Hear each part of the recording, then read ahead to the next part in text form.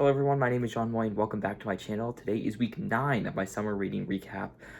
It's from August 12th to August 18th, and I finished 4 books this week and began 1 more.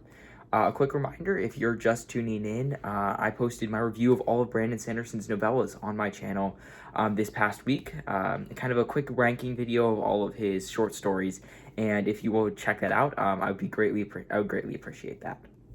As usual for all these, I'll do a short non-spoiler section, talk about what I'm reading next, and then go into a short spoiler section.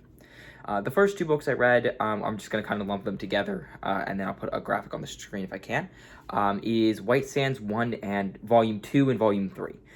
These were the last 2 Cosmere books that I had to read, and they were good. They were much better than White Sands Volume 1, in my opinion.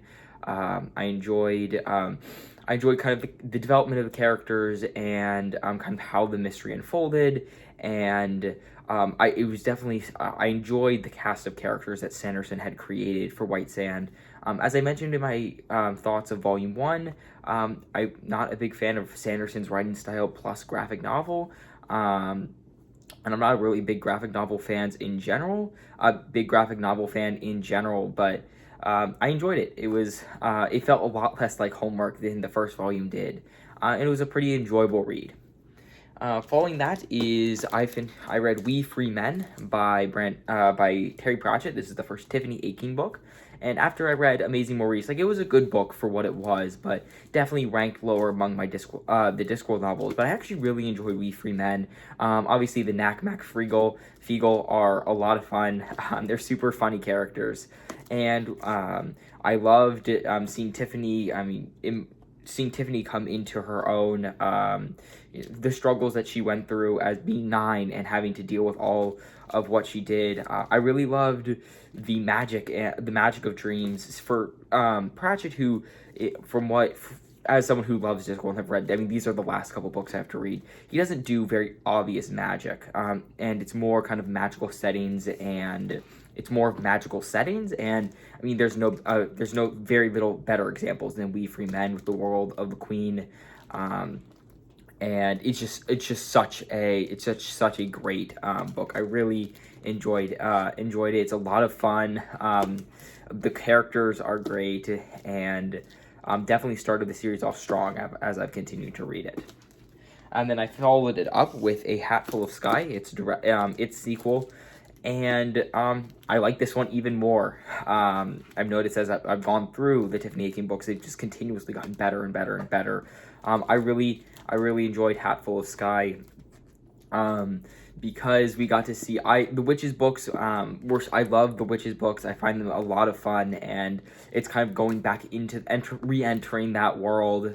I loved the conflict with the Hiver and more Granny Weatherwax moments, except from more of an outside perspective. In this case, coming from Tiffany Aching. Of course, the Knack Mac Fiegel are just as funny in this one as they were in the first one, and I enjoyed it much more than We Free Men, and it just the Tiffany Aching books are just continuing to climb in my Discworld ranking. It was just so much fun to explore witchcraft in kind of a new way that we hadn't seen before in the actual Witches books. But those were the 4 books I read this week. In addition to that, I started Wintersmith, and so far I'm loving it even more than these other 2. I think that as Pratchett, because this Going Postal and the Most Valuable Book series, it was a later development in Discworld. These are books that he started to write once he had already gotten the hang of Discworld, and you can tell he's just continually getting better and better and better with these books, and seeing Tiffany start to become a witch in her own right is a lot of fun that I'm enjoying in this book so far. But once I finish Wintersmith, I just have I Shall Wear Midnight and The Shepherd's Crown, and I've completely finished Discworld. So I'll probably finish all that up in the next week. We're going back to school next week, so I'm hoping I can finish Discworld before I have to go back to school. And I will see you in a second for my spoiler thoughts.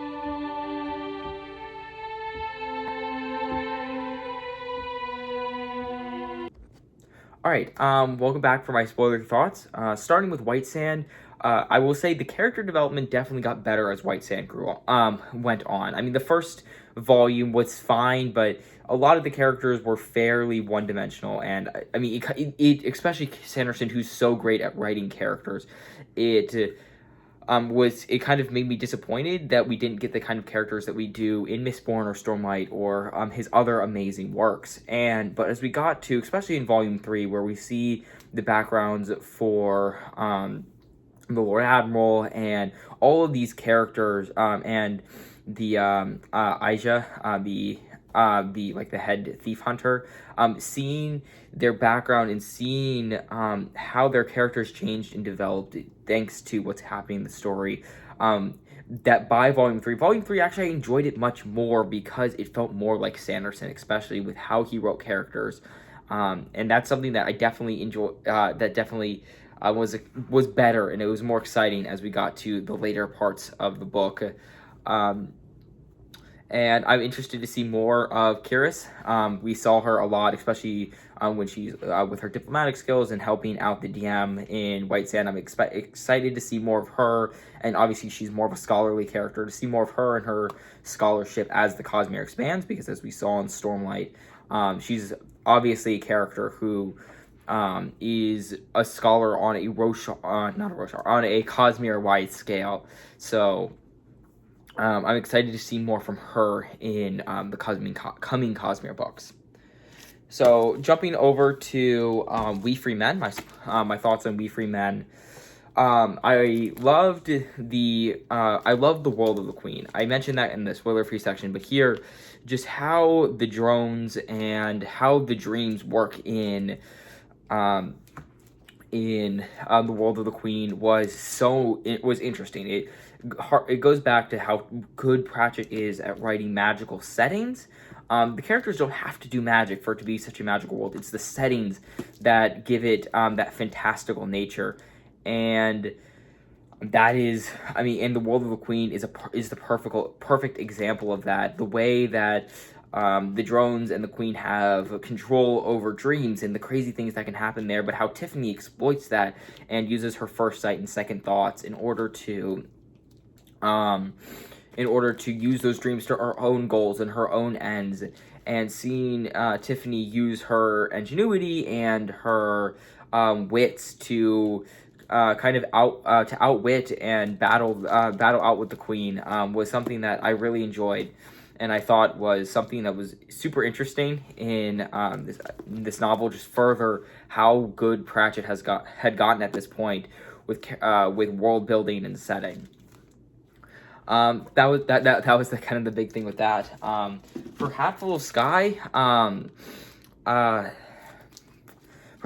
it was really the exploration of witchcraft that I really loved. Tiffany going to the Young Witches Coven and kind of the contrast between Miss Earwig and Granny Weatherwax, of the different approaches to magic, the different approaches to witchcraft, and how they're used. How Tiffany learning what witchcraft truly is, and it's not just doing magic, it's helping the everyday people. I mean, kind of being like a doctor in a lot of cases. And I loved seeing that aspect. That's something that I think Pratchett did very well, to take the witches and the wizards, these fantastical beings who can control these supernatural forces, and kind of bringing them down to a different level. The witches being kind of being very similar to what we saw with Granny Aching in the first book, someone who is in the town, in the village, who just goes around and helps and is just very wise, almost like a wise woman, while the wizards are brought down to almost, they're like college professors and college students. And I mean, here, where Tiffany is an outsider who has the same conceptions that we do, a lot of the same misconceptions that we do about witches and wizards, from our background in fantasy and hers in folklore, kind of being dissuaded of that and learning what it actually means to be a witch. And I really enjoyed that about A Hatful of Sky. And yeah, those were my spoiler thoughts on the 4 books that I read this week. If you have any idea, we're coming to the end of summer, so obviously this summer recap is going to go away. I have less time to make videos, And if you have ideas for some videos that I should do, put them in the comments down below. I'm trying to come up with ideas to keep the content on the channel fresh and to make something that you guys will enjoy. So if you have any ideas, put them down in the comments. And if you want to see what I do this next week, I'll have a special edition review. And coming up, I will be doing my ranking of the whole Cosmere before Wind and Truth comes out this December. So hit the subscribe button and hit the like button to kind of help me in the algorithm. Thank you all so much. Goodbye.